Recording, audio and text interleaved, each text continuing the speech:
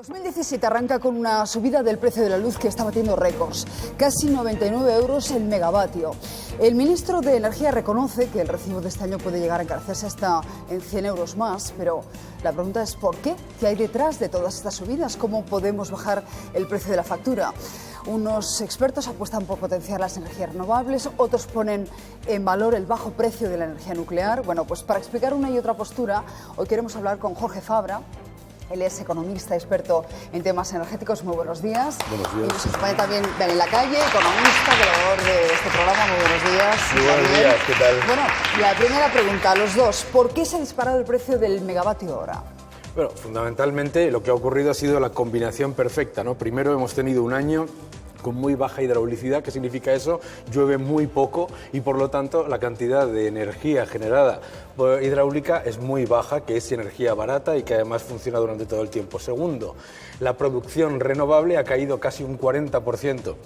Por lo tanto, se ha suplido ese efecto con más gas y más carbón. Mientras tanto, lo que ha ocurrido es una ola de frío en toda la Unión Europea, bueno, en muchos sitios, y los precios se han ido subiendo de una manera muy importante, tanto por la parte del carbón como la parte del gas, y eso lo que ha hecho, bueno, pues ha sido que la parte que tenía que suplir la falta de renovables y la falta de hidráulica venga fundamentalmente de gas y carbón.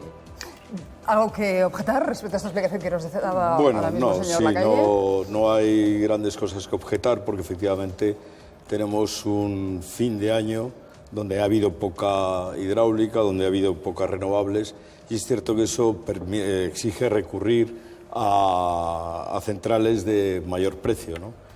Pero que yo sepa no ha subido el coste de la nuclear, ni de la eólica, ni de la hidroeléctrica. Solamente ha subido el coste del gas. Y el gas solamente carbón representa... Sí, bueno, pero el carbón no marca precios, así es que ya puede subir, que no tiene influencia ninguna en el precio. Lo único que ha subido ha sido el precio del gas, ¿no? ¿Por qué estamos pagando el agua de nuestros ríos, que es un bien público, al precio que marca la OPEP en los mercados internacionales? En fin, con frío o sin frío tenemos unos precios altísimos en este país.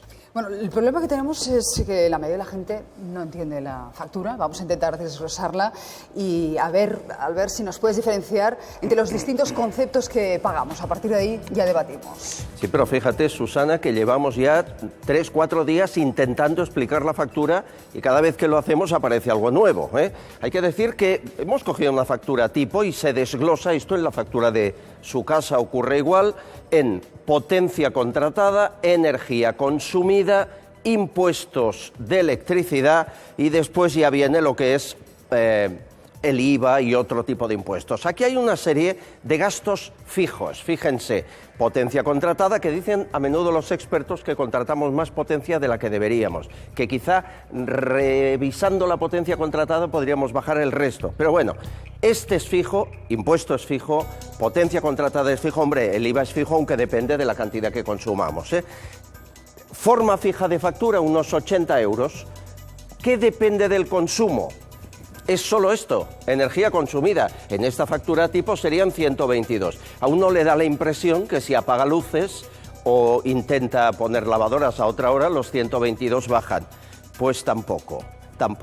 Porque en estos 122 de consumo también están cobrando los llamados peajes. En la última reforma del Gobierno se incluyeron aquí, en consumo, las subvenciones, la ayuda al carbón y otras cuestiones que quedan ocultas para el consumidor. Uno cree que está pagando consumo y no es cierto. De manera que, de consumo real, ¿cuánto pagamos?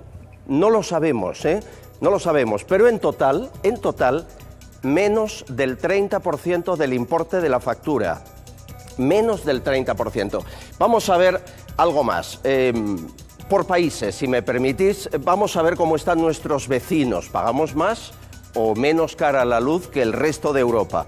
Decir cuál es la media en Europa, que está en 0,2058 euros por kilovatio. Esta es la media. España, ¿qué lugar ocupa? Lo vemos. Es el sexto, ¿eh? La factura más cara la pagan en Dinamarca, 0,30. Alemania le sigue, después estaría Bélgica, Italia y en sexto lugar, factura más cara de luz, España. Por lo tanto, no es la más cara de Europa.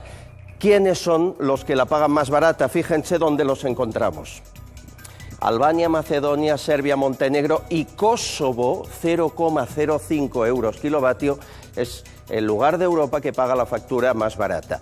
Intentamos explicar, primero, que no es la factura más cara de Europa la que pagamos, segundo, que aún no sabemos solo lo que es consumo de luz, aunque revisemos la factura una y otra vez, Susana. Bueno, pues acabamos de ver que la mayor parte de lo que pagamos en la factura son impuestos. ¿Qué parte de esas tasas y de los llamados peajes son prescindibles? Bueno, yo es que no estoy de acuerdo con que la mayor parte que paguemos sean impuestos. Esta es una especie de cuento que hacen las empresas eléctricas para justificar que ellos no son los culpables de la subida de la luz, ¿no? O del alto coste del precio de la luz, ¿no? Es decir, es cierto que está el 21% del IVA y que, en fin, como pasa con muchísimos productos, tal vez habría que replantearse ir a un impuesto, a un IVA reducido en los consumos de los consumidores vulnerables o de los consumidores que tengan contratada poca potencia, o haciendo un cruce entre la renta y la potencia contratada y hacer ahí un IVA reducido. Pero hay que tener en cuenta que el consumo de la energía eléctrica es directa, tiene una correlación enorme con el nivel de renta, ¿no? Y por tanto que haya dos tipos de IVA a mí no me parecería mal, estaría dentro de una línea de progresividad de los impuestos. Tú pones mucho el acento, Daniel, en los impuestos. Tú sí crees los que impuestos, ese es el principal problema. Subvenciones, primas, impuestos, pagos, ayudas a la interrumpibilidad. Tenemos una cantidad enorme, pero que supera el 60% de costes que no tienen absolutamente nada que ver con la generación eléctrica y con el mercado. Por otro lado, no es correcto que la hidráulica y la nuclear se paguen al precio del gas. El sistema en España es marginalista y van saliendo los precios a medida que van entrando las energías. Los sistemas marginalistas son todos los de la Unión Europea. No existe ningún otro tipo de sistema dentro de la generación. ¿Por qué? Porque es el más eficiente y está demostrado. Esa es la razón por la que se ha duplicado el precio de la electricidad en Alemania, que ha sido como el ejemplo de renovables en los últimos, que ha eliminado parte de las nucleares y lo ha sustituido por solares. En el caso de Bélgica, que acabamos de ver, el precio de la electricidad se ha ido de 40 a 100 y pico euros por megavatio hora en el mercado mayorista. El precio del gas sube y baja y el precio del carbón sube y baja, pero la realidad, y además es que eso es lo más importante, es que lo que hay que tener es un mix que sea lo suficientemente competitivo y a la vez flexible para que esas puntas de demanda que ocurren no nos encontremos con una situación en la que las energías que son intermitentes, es decir, que no funcionan todo el día, el sol no sale por las noches, el viento no sopla todo el tiempo que queremos, tenemos que tener unas energías que lo que funcionan es de respaldo, y eso es lo que ha ocurrido. Si nosotros hubiésemos tenido un sistema 100% renovable, ahora mismo esto sería un corte de luz. Nosotros ahora mismo no tendríamos luz, porque al haber caído el 40% la producción renovable, no tendríamos nada con qué respaldarlo. Entonces, o hacemos un sistema extremadamente caro o hacemos un sistema que a la vez... Claro, entonces, nosotros lo que tenemos que entender es que la Unión Europea, y eso es un problema de toda la Unión Europea, ha apostado por cargar la factura del consumidor con una enorme cantidad de costes que no tienen absolutamente nada que ver ni con su consumo ni con la generación. Y que esa enorme cantidad de costes, lo estábamos viendo en el ejemplo de Alemania en particular, una de las cosas que hace es que cuando los precios mayoristas, es decir, lo que ahora mismo nos está preocupando, se desploman, cayeron de los máximos del año 2008, no han hecho nada más que caer, resulta que la factura para el consumidor sube. ¿Por qué? Porque se van aumentando subvenciones, primas, etcétera. ¿Habría que plantearse una nueva reforma del sector? Bueno, habría que plantearse una nueva reforma del sector, pero en fin, es que cuando hablamos de subvenciones estamos, perdóname que te diga, Daniel, tergiversando completamente las cosas, porque que yo sepa, la subvención es un concepto fiscal y en los presupuestos generales del Estado no hay ninguna partida dedicada a las subvenciones. Se ¿Cómo llama que no? 10.000 millones. No, Claro que lo hay. No, perdona. Vamos, es que esto no es debatible, Jorge. Lo que llamas, Vamos, lo que llamas subvenciones, que te estás refiriendo a la retribución específica de las renovables. No. Y a la subvención al carbón y a los pagos. No solo a las renovables, no, sino también señor, al carbón. La subvención al carbón es el 0,5%, es el impuesto de la electricidad y no pasa de ahí. Y sin embargo, estás dejando sin mencionar, y parece mentira tú que eres, en fin, muy mercadista, que en el sector eléctrico no hay libertad de entrada.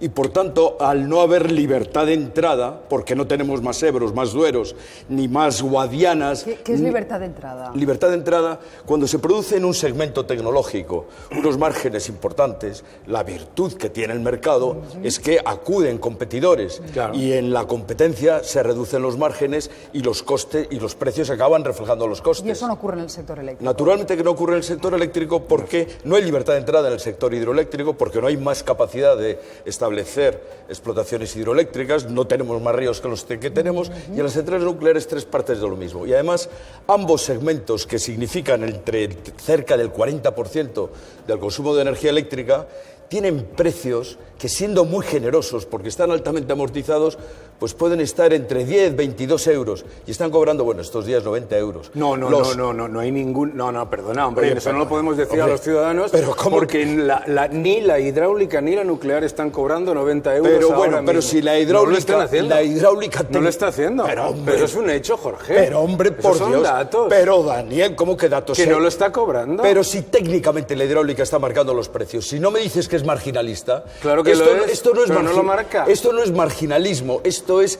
supermarginalismo. Es como si compráramos la palometa al precio de la merluza porque Jorge, todo es pescado. Eso no es cierto. Pero, Jorge, mira. Dime un solo país, uno solo, en la Unión Europea o en la OCDE que no tenga un sistema exactamente igual. Uno. Pues mira, Uno. Pues mira, te voy a decir que ninguno. Exacto. Exactamente, ninguno tiene un sistema de este tipo. Otra cosa es que tengan mercados de ajustes donde van los comercializadores... Y como el español. No. Aquí el precio de los consumidores lo marca este mercado que tú llamas marginalista. Todos los mercados son marginalistas. ¿Quién marca Pero el precio de mercado en Alemania? El precio del mercado... ¿Cuántas empresas hay en Alemania que marcan el precio de mercado? El precio del mercado en Alemania... son contratos a largo plazo entre consumidores y comercializadores. Por eso ha subido un 100%, bueno, en este mes. ¿Ha subido un 100%? Bueno, vamos a ver. El precio en Alemania, primero, no ha subido un 100%. Sí, eso es, de 40 a 80. Pero hablas con una tranquilidad. Pues son datos de Bloomberg. Estamos teniendo precios que están a la cabeza de Europa. No. Bueno, caramba. Mira 68, Italia. Mira Italia. 68 euros Francia, 90 nosotros. Hemos estado exportando a Francia porque han tenido un problema nuclear, que además esas exportaciones producen incluso un aumento del precio en España, porque ponen en funcionamiento centrales marginales que no hubieran sido en funcionamiento si los franceses no nos hubieran pedido energía, y por tanto ese mayor precio se apalanca sobre el coste de todos los españoles. Tenemos un sistema completamente disparatado. Cuando tenemos un sistema donde concurren, porque no puede ser de otra forma, diferentes tecnologías, estamos pagando unos costes muy superiores al coste de nuestro mix. La energía hidroeléctrica tiene precios de 10 euros. La energía... Tiene precios de 10 euros. Costes de 10 euros, perdona. Y sin embargo... Entonces lo que tú estás diciendo es que no se cubran los costes operativos ni en los márgenes. Que no haya márgenes. Pero no, ¿cómo no? Es que tienen grandes márgenes. Tienen grandes márgenes. ¿En Italia cómo funciona? Como en Italia. En cada país... Exactamente igual que en España. Perdona, son primero mercados de ajuste. ¿Igual que aquí? No, aquí es un mercado profundo donde este mercado de los 90, de los 99 euros, marca el precio para todas las tecnologías. No es verdad. Pero bueno, Daniel, ¿Qué significa, Daniel, Jorge, por favor, entonces, ajuste? ¿qué significa? Cuando tú hablas de marginalismo, ¿de qué significa? Claro, entre otras cosas, como tú tienes, estos son datos de 2016. Pero perdona, vamos a ver, lo que se nos está intentando decir es que las eléctricas se forran. Y que las eléctricas se forran. ¿Eso es lo que sostiene Jorge? Eso es básicamente lo que nos están intentando decir. Y lo que nos están intentando decir es que el problema de la factura, de su factura, de la factura del ciudadano, es el 24% de su factura y no el 76%. Eso es lo que se nos está intentando decir. Lo que se nos está intentando hacer es poner, como en los trucos de magia, mire usted aquí cuando el problema está aquí. El problema de la factura del ciudadano hoy no es el precio marginal ni de la eléctrica, ni de la electricidad hidráulica, ni de la nuclear. El problema del ciudadano es que durante años y años y años, y tú estabas en la Comisión Nacional de Energía cuando se multiplicó el precio de la electricidad a base, entre otras cosas, de poner costes fijos y fijos y fijos porque solamente era el precio de un café, y cito. Entonces, el problema de los sistemas, podemos hablar todo lo que queramos sobre los sistemas de generación como nos gustan más o menos. La realidad hoy es que en Bélgica el precio de la electricidad mayorista es más alto que en España. Mira, hoy en Alemania está al mismo nivel. No ese es el problema es el 70 y pico % del señor de los Fabro, costes. Y enseguida nos vamos con el ministro Nadal. Bueno, mira, Daniel, convendría que repasaras un poco cuál es el diseño del mercado eléctrico español. Toda la energía eléctrica, y tenemos un mix muy eficiente, se paga al coste, al precio que marca la oferta más cara, toda, entera, toda. Los 99 euros, los 90 euros, los 100 y pico euros en algunas ocasiones los ha marcado los ciclos combinados. Y incluso técnicamente los ha marcado hasta el agua. Y esa es la retribución de todas las centrales y de todas las tecnologías. Y déjame acabar. Si estuviéramos realmente teniendo un mercado que revelara los costes de la electricidad, porque fuera realmente competitivo, porque hubiera libertad de entrada y por tanto los inversores pudieran competir en los segmentos del mercado donde se producen mayores rentabilidades, ¿sabes lo que pasaría? Que los españoles estaríamos pagando entre 2.000 y 3.000 millones de euros menos al año, que son exactamente los beneficios no justificados ni desde el punto de vista mercantil ni desde el punto de vista del derecho que las instalaciones históricas de las empresas incumbentes están recibiendo. Instalaciones altamente amortizadas a las cuales no tienen acceso nuevos entrantes. Y ese es el grave problema que tiene el diseño de la electricidad en España. No se ponen ustedes de acuerdo respecto a y las además, me temo que tampoco respecto a las soluciones. Pero además hay que señalar que para poder consumir energía eléctrica en nuestra casa tenemos que pagar las líneas de distribución, las líneas de media tensión, las líneas de transporte de alta tensión.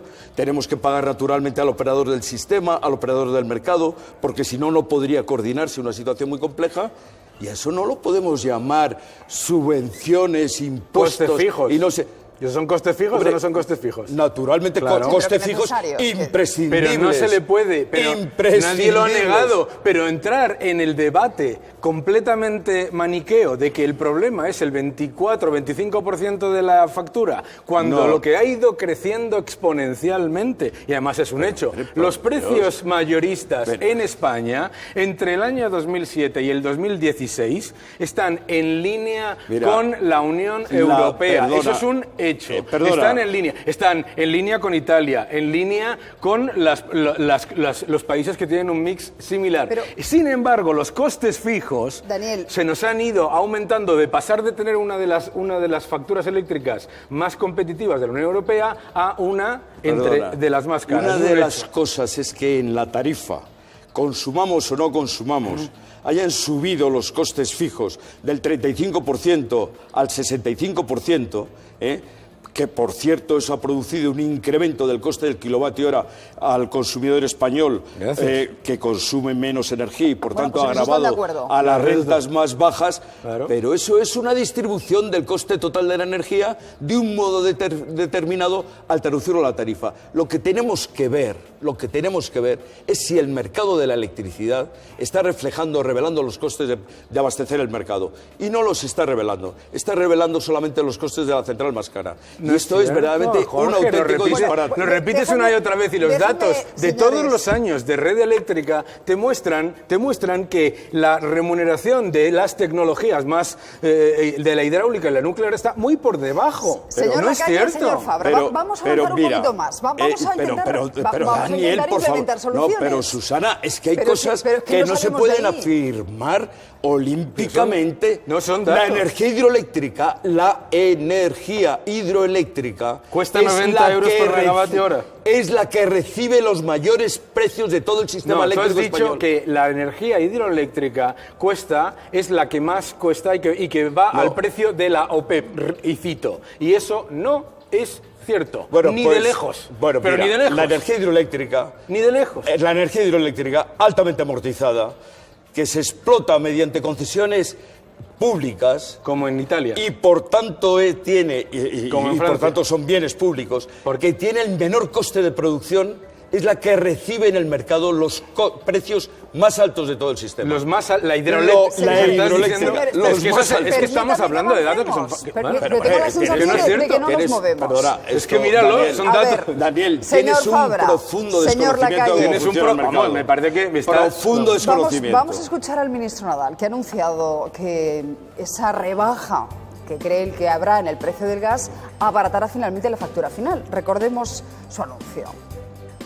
Se han tomado una serie de medidas que lo que buscan es aumentar la oferta de gas. Es decir, estamos actuando sobre el mercado donde está habiendo mayor subida de precios, que es el mercado de gas, de forma que pueda haber más operadores que hagan ofertas mejores en cantidad y precio. Trata de una serie de medidas que lo que buscan es que el gas sea más barato, para que con un gas más barato podamos tener una electricidad algo más barata también.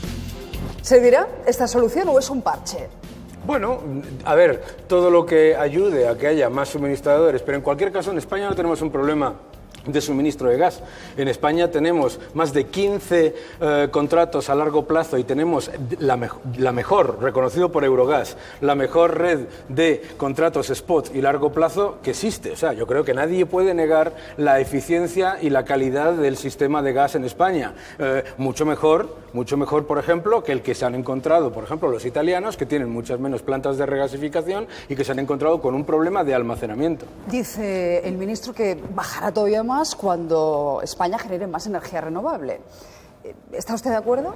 ¿Esa es la apuesta, las renovables? ¿Tenemos que ir por ese camino? Bueno, primero que tengo que decir es que mira por dónde en este tema estoy de acuerdo con Daniel Lacalle. Efectivamente, tenemos un sistema eficiente de gas y tenemos operadores que obviamente son eficientes. Por tanto, esta especie de creador de mercado, que además está aprobado por el Gobierno y además ha salido a concurso, precisamente asignando esa función a un personaje que me atrevo a decir casi que es oscuro, en fin, sorprendente, que se ha hecho multimillonario precisamente con Putin. No sé, Putin y Trump están últimamente de moda. No creo que aporte mucho, si acaso algunos céntimos, pero fíjate tú como el ministro ha dicho que bajando el precio del gas mejoraremos el precio de la electricidad, porque es el precio del gas el que pone el coste a todas las tecnologías para los consumidores. Naturalmente, cada tecnología tiene su coste muy inferiores. Yo creo que solamente bajaremos de manera significativa y competitiva los precios de la electricidad si se produce una profunda reforma de la regulación del mercado. Y esa profunda reforma del mercado es apretar un botón, resetear y empezar de cero y construir un mercado efectivamente eficiente, que tenga en cuenta la diversidad de tecnologías y que sea capaz de revelar los costes de cada tecnología. Es como lograremos realmente bajar los precios de la electricidad. Esta subida del precio de la luz tiene, lo decíamos, impacto directo en las familias, sobre todo en aquellas más vulnerables. El Gobierno va a reformar el llamado bono social. Ahora mismo este descuento del 25% en la factura se aplica solo a los hogares con todos sus miembros en paro, familias con menos de 30 kilovatios contratados, jubilados con pensión mínima y familias numerosas. A partir de la reforma se aplicará en función de la renta, de manera progresiva. ¿Os parece bien esta reforma? A mí me parece que el bono social está bien, es parte de la política social que llevan a cabo los gobiernos, pero la política social no la tienen que llevar a cabo las empresas, porque no son las que tienen la capacidad de dilucidar, de darse cuenta de quiénes son las personas que están en dificultades de verdad, no tienen acceso ni a la renta, ni etcétera. Por lo tanto, lo que tiene que haber es mucha mayor coordinación. Los fondos para ayuda de este tipo existen. Lo que ocurre es que lo que hay que hacer es hacerlo de una manera mucho más que dependa de los servicios sociales. No son las empresas las que van a decirle a alguien, a identificar las dificultades que tienen en cada día, porque no tienen esos datos. Los que tienen datos son los servicios sociales y, por lo tanto, lo que se tiene que hacer es utilizar los fondos que tienen esas entidades públicas para ayudar en esa parte. No tengo nada en contra de ello. ¿Está de acuerdo? ¿Recuerdas, Susana, que hubo una conferencia de Kioto que estableció un mercado de derechos de emisión y que, naturalmente, ese mercado dio valor a los derechos de emisión? Claro, ese valor de los derechos de emisión se sumó a los costes de producción del gas natural y, como eran costes variables, inmediatamente subió el mercado en el valor de los derechos de emisión. Entonces el Gobierno sacó un decreto diciendo: los derechos de emisión que han sido entregados gratuitamente a las empresas emisoras y las empresas y las centrales nucleares hidroeléctricas que no emiten derechos de emisión, no tiene sentido que los cobren porque el gas natural los transmita al mercado. Y entonces emitió un decreto minorando los ingresos de las empresas en el mercado en el valor de los derechos de emisión. Bueno, cambió el Gobierno, cambió el ministro. Las empresas, pues naturalmente, no estaban conformes con este asunto porque les bajaba en 2008 en 1.150 millones de euros los precios que recibían del mercado y en 2009 cerca de 1.000 millones. Bueno, en 2010 cambió el Gobierno, las empresas se olvidaron de este asunto y entonces recurrieron a Europa y dijeron: aquí se nos está minorando los precios que recibimos del mercado. Entonces el ministro, pensando que iban a ganar en Europa, llegó a un pacto con ellas. ¿Ministro ¿sí? Soria? No, el ministro Sebastián. El ministro Sebastián. Vamos a llegar a un acuerdo. Yo derogo el decreto de minoración de los precios del mercado en el valor de los derechos de emisión, pero a cambio financiáis el bono social. Las empresas, naturalmente, inmediatamente dijeron que sí. Bueno, aquello fue un cambio de unos cientos de millones de euros que les costó a las empresas eléctricas el bono social por miles de millones de euros. Fueron sobrecompensadas. ¿Cómo puede ser miles de millones, Jorge, cuando los derechos de emisiones han pasado de 28 a 4 sí, pero euros? Estoy hablando... Por favor. Perdona, es Daniel, lo contrario, y los precios mayoristas han bajado desde el 2008 ahora. Daniel, desde el 2008 a diciembre han bajado los precios mayoristas. Estoy hablando, se me ha oído o no, de 2010, de hace 7 años. Entre 2010 y 2016 ¿han bajado o no han bajado los precios mayoristas? ¿Sí o sí? Pero si estamos hoy en precios superiores a los precios mayoristas en precios superiores. Pero por acabar el relato, acabo rapidísimo. Salieron ganando muchísimo las empresas acabo rapidísimamente. El Supremo ha sacado una sentencia diciendo: hay que acabar con la financiación del bono social por las empresas eléctricas porque es discriminatorio. Deberían haber sido compensadas. El Supremo ha ignorado que el decreto que establecía que el bono social lo tenían que pagar las empresas eléctricas, al mismo tiempo derogaba el decreto que les minoraba sus ingresos. Vale. Podía haber visto Jorge, que detrás había un pacto. Tú sabes que ese decreto, ese famoso decreto, que es mejor no recordarlo porque nos ha costado problemas en toda Europa.